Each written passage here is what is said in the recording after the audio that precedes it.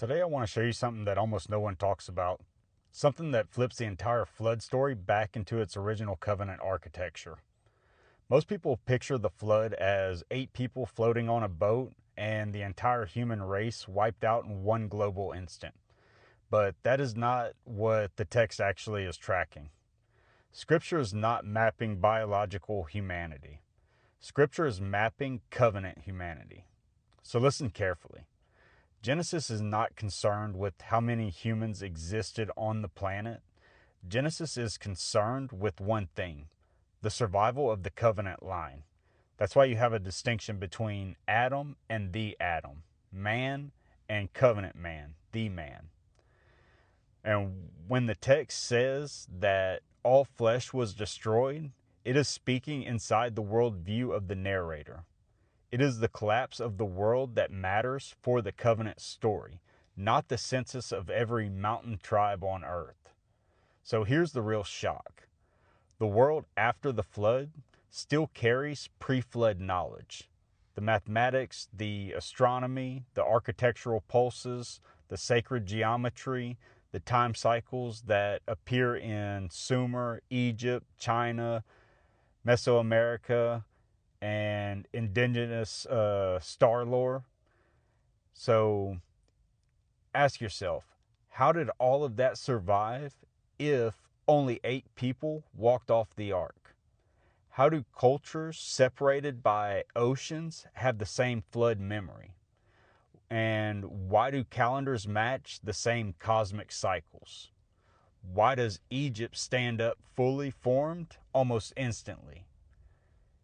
It's because Scripture is not saying that the whole human genome resets to 8. It's saying that the covenant line resets to 8. Noah and his family were the only covenant carriers, the only preserved lineage through which the architecture of Yahuwah would reemerge. They preserved the meaning system, the morals, the creation order, the timekeeping, the clean and unclean patterns, the sacrifice logic. The flood cleans the covenant story, not the entire planet. And Babel finishes what the flood began. Before Babel, humanity still shared the ancient meaning system. One language, one cosmology, one architectural worldview. Babel is the real fracture point.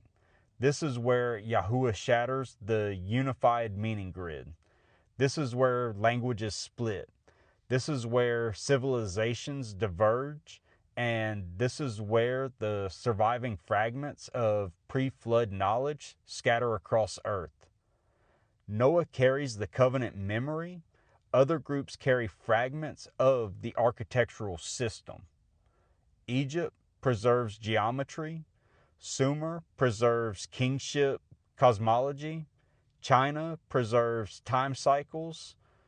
Mesoamerica preserves pulse mathematics. And the covenant line remains the only one position for Genesis 15 where the full architecture comes back online.